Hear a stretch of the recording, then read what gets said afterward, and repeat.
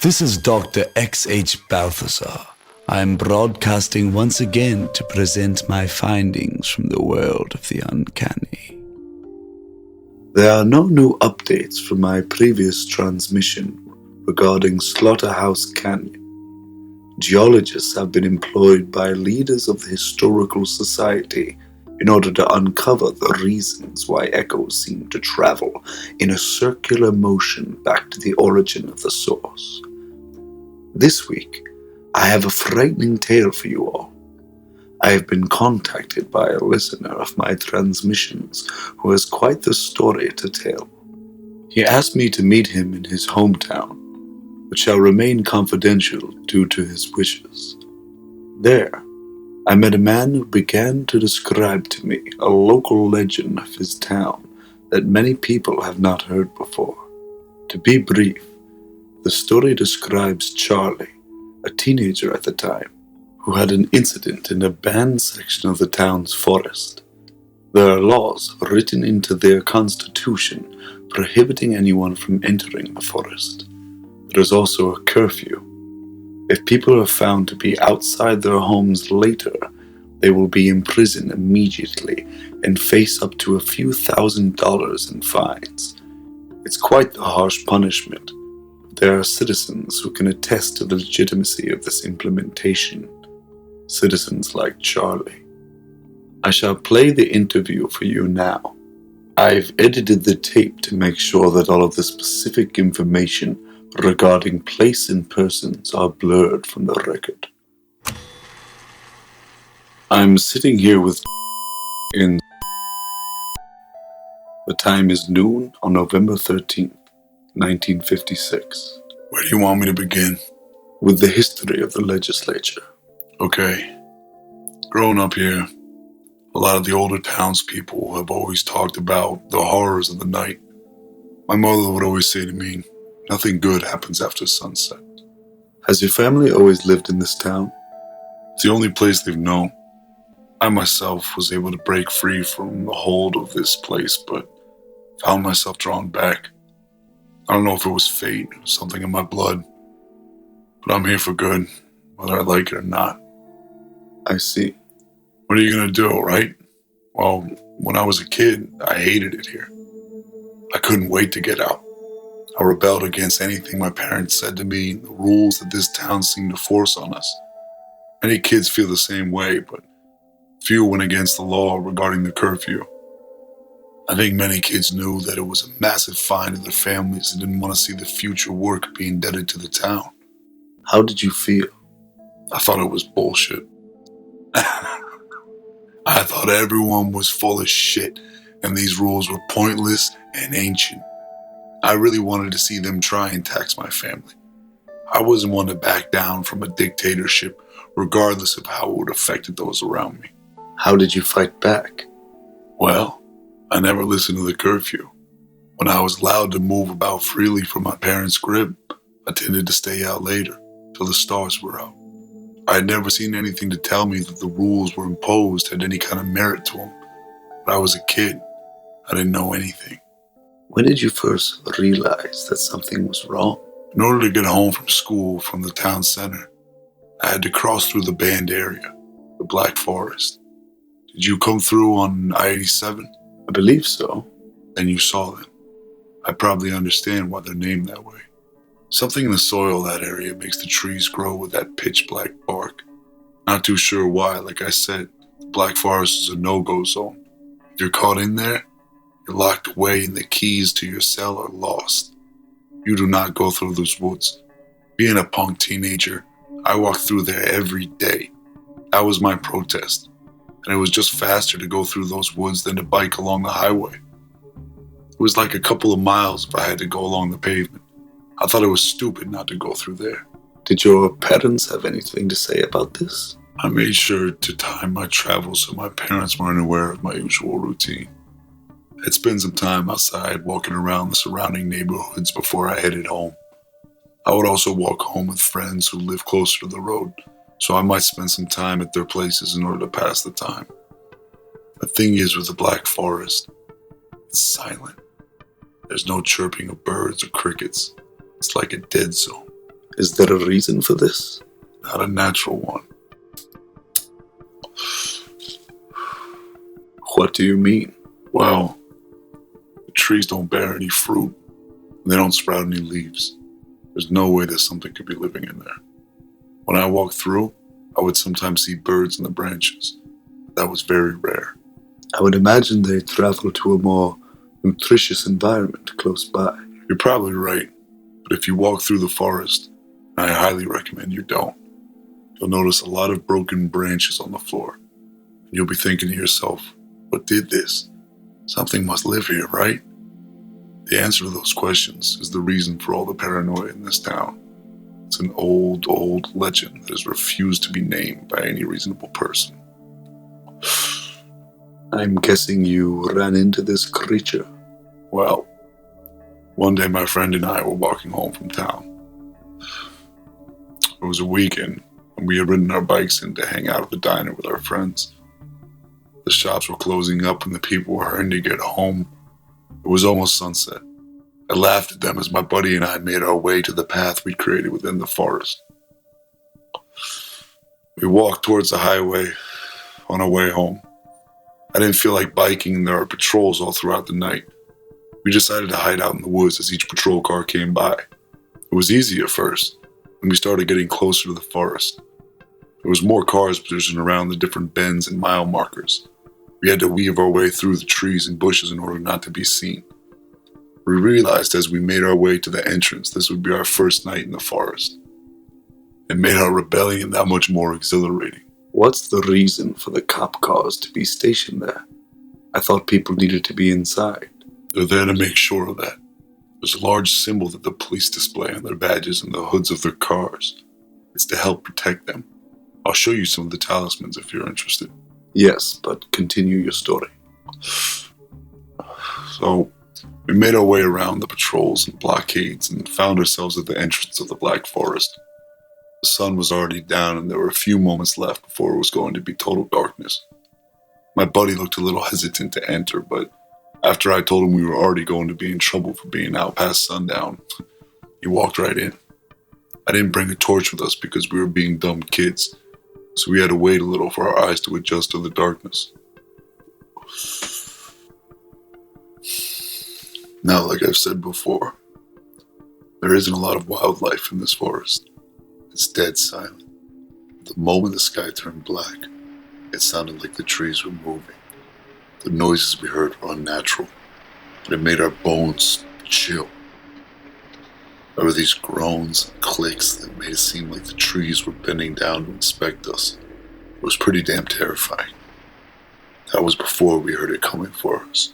Is this the creature that lives in the forest? We didn't know it at the time, but it was watching us. We heard it when we were about midway through our journey in the forest. The first sound was the snapping of a branch. It was from high up in the trees and we couldn't see anything really clearly because of the darkness. We had to move carefully because it was like walking through a void. The trees blended in with the night. But once we heard that snap, we froze. I couldn't even move my legs. My buddy couldn't either. We waited to see if we could hear anything else, but all we could hear were those groans. Then we heard a growl. What did you do? I just took off. It was now every man for himself. I moved as quick as I could through that damn forest. I kept getting hit in the face with branches, and I lost my footing, but I kept on my journey. My buddy, I could hear him behind me, was keeping up at the same pace. We could also hear those branches that were snapping as this thing moved through the trees towards us. At a certain point, my buddy was moving ahead of me and I was the one following behind, but I saw the thing drop down and pick up my friend. Can you describe it? It dropped down kind of like a monkey. It stood on its two legs and had arms, but I couldn't really see because it covered in long black hair from head to toe. There's no shape to the creature. It's like Cousin It from the Addams Family. You've seen that show, right? I've caught it once or twice. Well, this thing looks like Cousin It, but with large red eyes. Red eyes? It was the only thing I saw after I made it through the woods. Once I got past the tree line, I looked back to make sure it wasn't coming after me. and I looked up and saw the two red beads shining at me. They didn't move, but I knew they were watching me. I could feel it. It was when the police arrived, and the thing disappeared. I was taken to the precinct and was sentenced to a few months in prison before I was let back into town. It was after that I left the town. I can understand. Yeah, people were calling me a murderer and other nasty things, and some still do if they remember, but I try and keep my head down for most of the time. I've been really isolated since that day from everyone here. Well, I'm glad you contacted me. Yeah, it feels good to get it off my chest. To someone who doesn't want to see me dead. After my meeting with Charlie, he took me down to his home, which was situated right on the edge of the Black Forest of his town. I asked him why he lived so close to this place. He said when he moved back to the town, the only place the townsfolk would allow him to stay was right here. They did not allow him to live anywhere else. The severity of this punishment is only a single incident to represent the town's strict rulemaking regarding the Black Forest. There have been other incidents, Charlie told me, that make him seem like a slap on the wrist. A few years ago, 3 young boys had decided to make the foolish mistake of entering the forest like Charlie and his friend. All 3 made it out alive, with the creature high on their tails. But they had led the thing out of the forest. That night, a family that lived in the same parish as the 3 young men were attacked. Only the father survived the assault. He lost an eye but was otherwise unscathed. The 3 young men were sentenced to hang in the middle of the town square. Much like a medieval execution, the entire town was there with fiery excitement. The father was the one to pull the lever. This kind of warning makes it incredibly difficult for a stranger like me to try and investigate the creature for the purpose of science. Charlie tried to convince me not to enter the 3 line, but I kept insisting. I wanted to understand what this creature was and how it had lived in this town for so long. Charlie finally gave in to me and gave a few talismans he had showed me that would at least halt the creature. I spent a night in the forest, and I wished I hadn't. At least I wish I had brought more protection. Upon my first paces within the forest floor, I noticed the piles of broken branches. They were spaced in 4 to 6 foot intervals. There were claw marks on the bark that showed me where the creature had gripped it as he had jumped from tree to tree. These were the branches which got me thinking about Charlie's story. Something powerful enough to grab a young man off the ground must be quite muscular, which would make it quite heavy. How would something be able to live up in the trees for that long? Well, I found out later that night. I made camp after walking in circles following the piles of wood.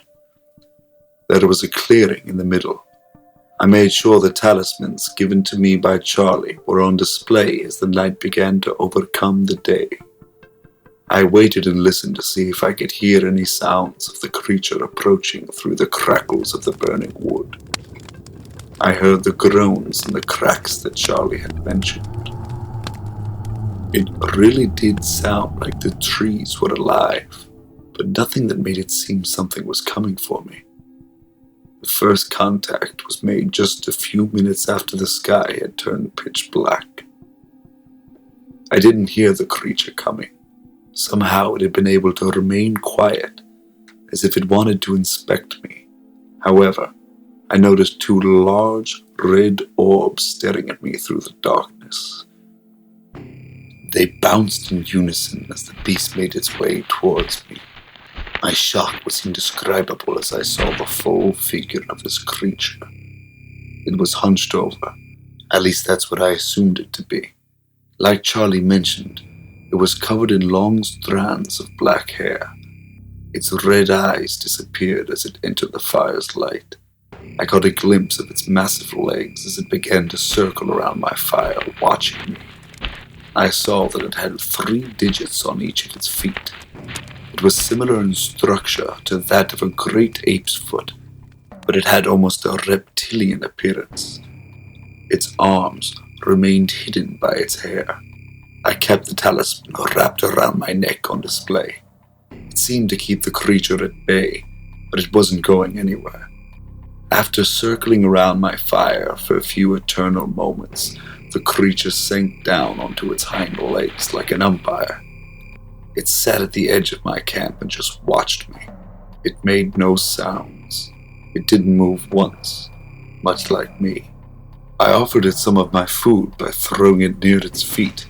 It didn't grab it. It just sat on its legs, watching me. And that's all we did till the sun began to rise. We stared at one another, waiting for the other to break. Just before the sun could rise over the horizon, the creature stood up and moved back into the forest. I could hear its claws scratching the tree bark as it climbed and jumped from tree to tree, branch to branch. When the first rays of the sun found their way through the trees, I immediately broke down my camp and made my way out of the forest. Before I left, I went over to the spot where the creature had squatted. There were 2 footprints that I took photos of, and some hair that seemed to have fallen off it. I collected these 2 pieces of evidence and found my way out, back onto Charlie's property. I returned the talismans after I marked what they were, and left Charlie.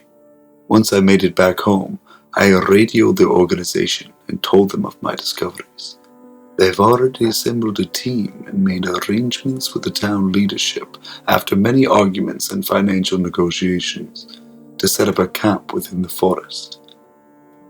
That is all for this broadcast, and I can assure you there will be an update from the team stationed within the Black Forest by the next transmission. Until then, goodbye and good night.